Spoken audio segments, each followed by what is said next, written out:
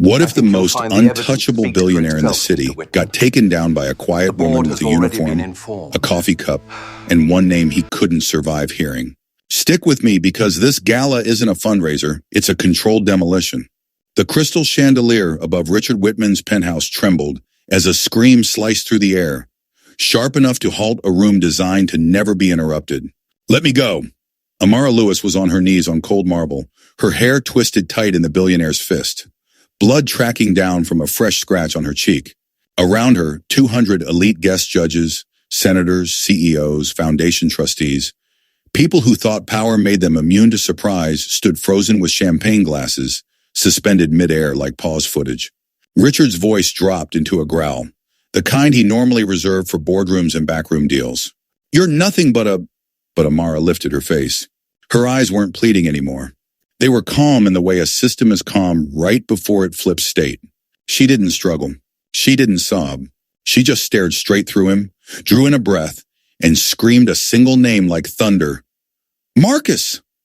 Richard Wittmann went pale so fast it looked like his skin forgot how to hold blood. His fingers released her hair as if burned. Across the penthouse, 12 phones lit up in near-perfect sync buzzing, flashing, vibrating on tables and in purses, waking the room to the fact that something was already escaping his control. The grand piano fell silent mid-chord. The penthouse dropped into a deathly quiet where you could hear grandfather clocks ticking and Richard's breathing turning shallow and ragged. Amara stood slowly, wiped blood from her mouth with the back of her hand, and in that second she stopped being staff and became the axis the entire room rotated around.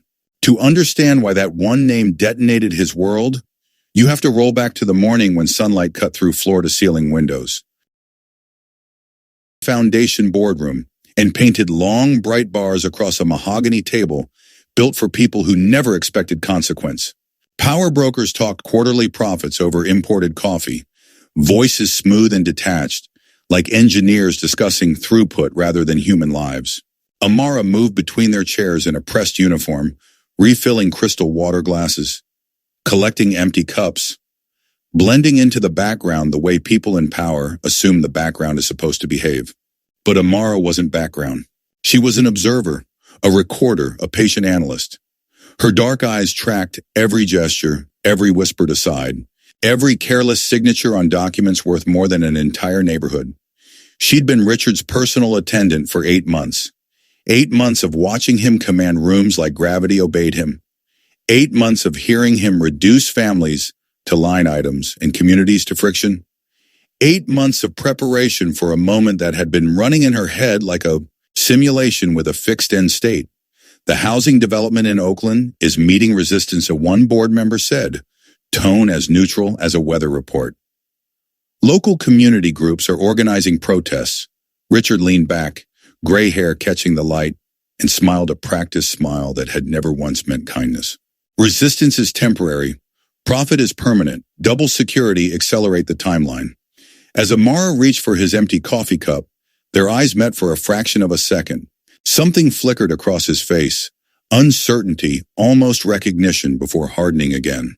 His gaze lingered on her features with an intensity that made her skin crawl, like he was trying to solve a puzzle he didn't want the answer to.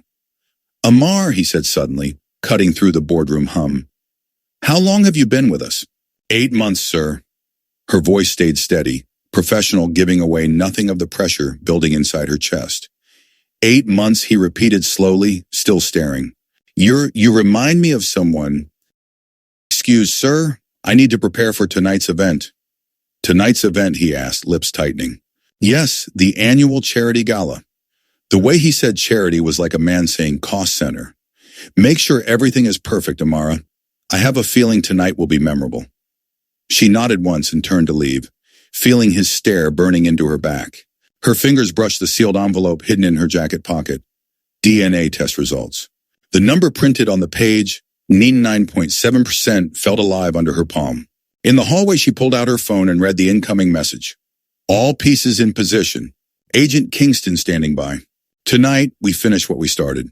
She deleted it immediately. By tomorrow, Richard's voice wouldn't carry weight anywhere.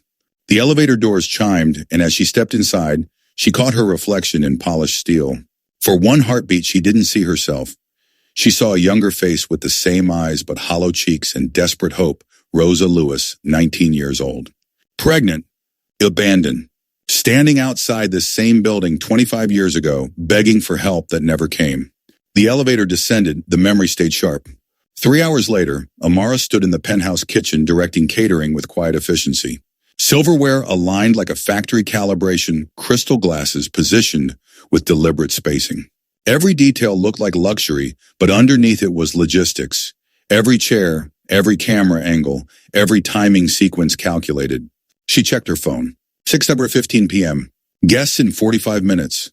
The DA by 7:30, 2 federal judges, a dozen prosecutors, all believing they were attending a feel-good fundraiser. None of them knew they were about to witness a confession in real time. The kitchen doors swung open and Richard entered in an immaculate tux confidence radiating off him like heat from a well-funded machine. He surveyed the setup and nodded. Excellent work, you've outdone yourself. His tone carried surprise more than praise. Her hands stayed steady even as her heartbeat spiked. He stepped closer, close enough for her to smell expensive cologne over something else. Paranoia. Maybe fear. Tell me something, he said quietly. Do you believe in justice? It would have sounded philosophical from anyone else. From him, it sounded like a trap. I believe people get what they deserve, Amara replied, neutral but exact. Eventually he laughed sharp and humorless. How naive. Justice is a luxury for those who can afford it. Everyone else gets mercy if they're lucky. Amara met his gaze and let a thread of steel enter her voice. What if they don't want mercy? The air tightened. Catering staff moved like ghosts, sensing the voltage between them. His eyes narrowed. You really do remind me of someone who thought she could challenge me. It didn't end well for her. Amara's hand found the outline of the envelope in her pocket. Maybe she was just ahead of her time.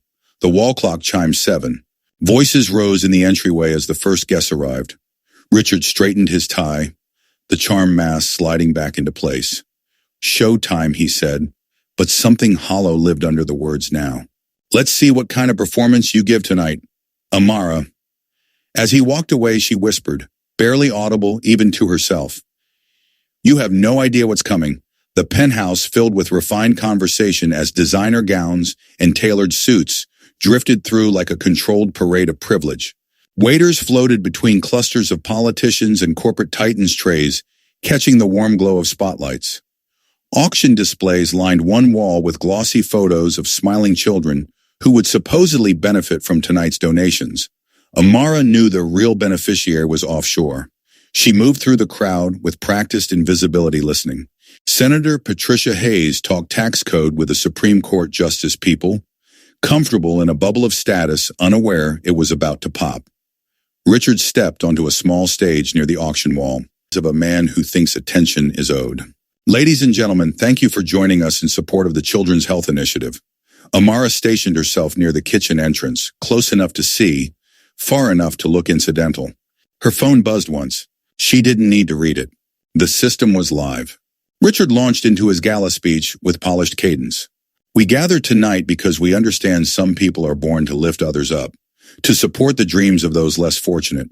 The words flowed sweet, but she heard the poison underneath. Not compassion, hierarchy. A few guests shifted uncomfortably, but most nodded along, anesthetized by wine and proximity to power. Of course, Richard continued, smile fixed. We must be selective about who we help. Not everyone deserves rescue. Some make choices beyond redemption. His eyes found Amara across the room, holding her gaze a heartbeat too long. Wouldn't you agree, my dear? The question hung like a wire in the air. Heads turned. Attention swung to her uniform, her skin, her supposed place. The room waited for a servant to stay silent. Amara let her voice carry clear, measured, not loud, but impossible to miss. I believe everyone deserves accountability for their choices and their consequences. A ripple ran through the guests. Richard's jaw tightened so slightly only someone who'd studied him for months would see it. How refreshingly idealistic, he said, condescension wrapped in a smile. Though I suspect you'd feel differently if you understood how the world really works. Some realities are too dangerous for ordinary people. The DA set down his glass, uneasy. Perhaps we return to the evening's purpose. he offered. But Richard wasn't done. He liked an audience. No, our young philosopher has something important to share.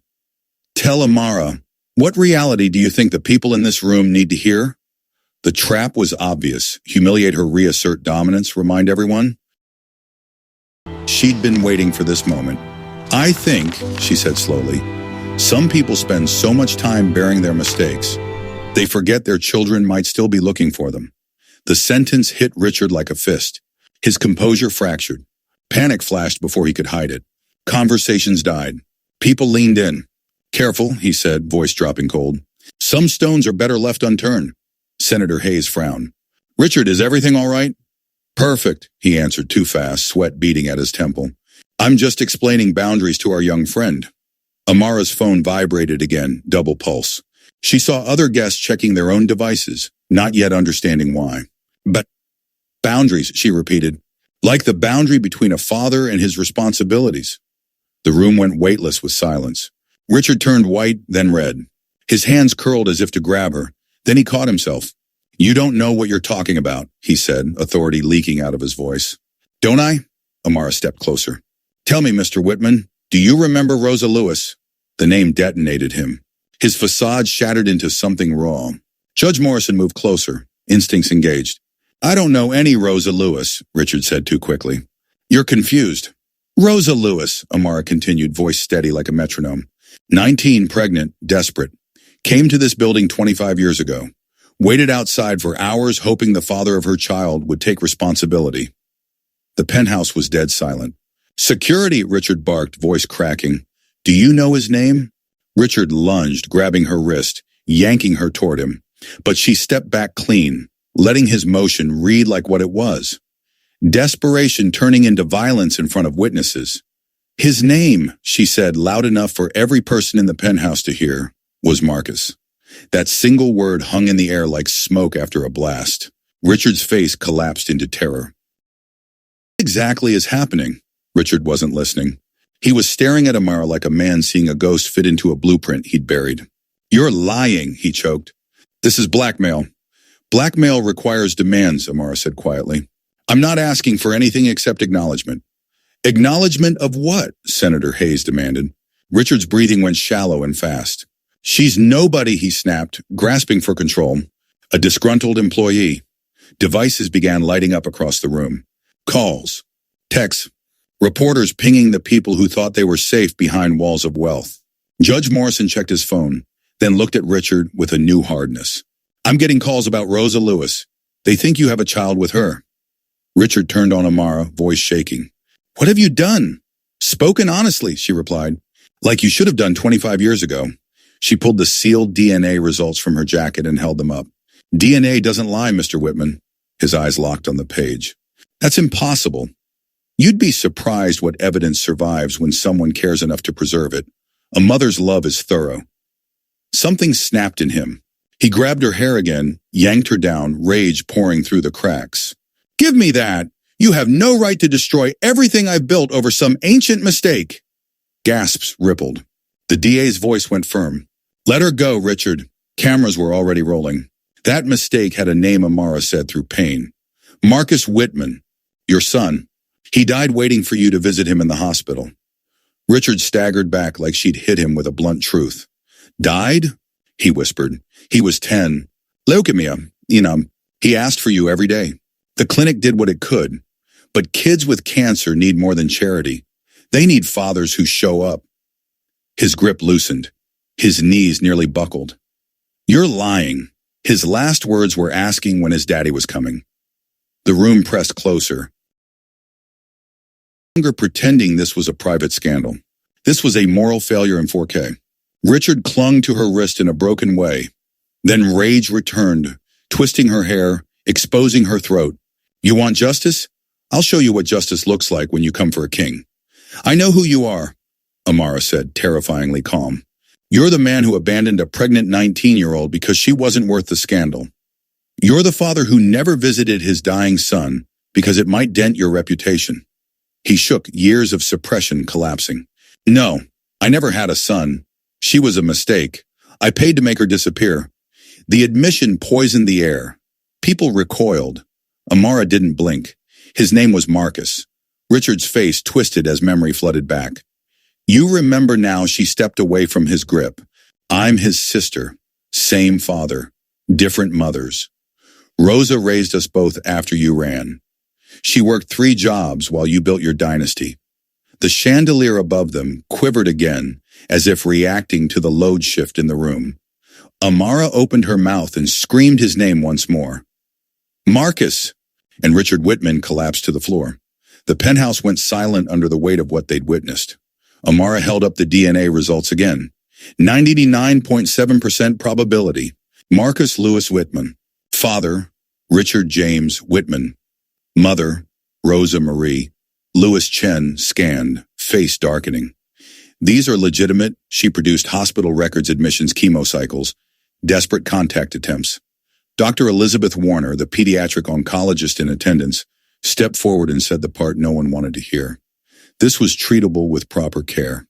With financial support, survival odds were over 90%. Senator Hayes felt it instantly. You're saying he died from poverty as much as cancer. I'm saying he died because his father abandoned him. Richard tried to gather scraps of defense. I was young. I made mistakes. I've donated millions. Amara's voice was ice and truth. You funded children's hospitals while you're... That's not philanthropy. That's guilt dressed as virtue. The sirens outside grew louder, then cut precision arrival. A new voice hit the room from the entrance. Richard Wittmann. FBI agent Kingston stepped in with federal prosecutors and a warrant. You're under arrest for tax evasion, money laundering, conspiracy to obstruct justice. We've been building this case for 18 months. Tonight's confession just added witness intimidation and wrongful death. The cuffs clicked. The machine that had protected him for decades powered down in seconds. As they led him out, he turned to Amara, voice shredded to honesty. His name was Marcus, he said quietly, and I killed him as surely as if I'd poisoned him. That admission cracked through the room like the final bolt coming loose. 1 year later at dawn, Amara stood at Riverside Cemetery with 2 bouquets of white lilies. She knelt by Rosa's plain granite headstone first, whispering, "We did it, Mama. The world knows his name now." Then she moved to Marcus's grave, where a new nameplate finally carried his father's surname, installed with money recovered from Richard's crimes. She sat on the grass, sun warming her face, and said softly, "I kept my promise, and every child treated at the Marcus Lewis Wittmann Pediatric Cancer Center will know your dreams didn't die with you." The center had opened with frozen foundation assets, run by Dr. Warner, built so no child would face cancer alone the way Marcus had. A little boy walked past, read the stone aloud, and asked, "Was he your brother?" "Yes," Amara replied. "He loved baseball cards and wanted to be a scientist. Always asking how things worked." The boy smiled. "My cousin got treated at his hospital. They didn't make them worry about money. She's better now." After he left, Amara read a thank you letter from a mother whose daughter was leukemia-free, ending with careful child handwriting. "For saving my life." She pressed it to the headstone. The morning grew brighter, families arriving, birds calling, groundskeepers moving quietly. Amara rose, brushed off her dress, and took one last look at Marcus and Rosa. "I love you both," she said. "I'll never stop telling your story."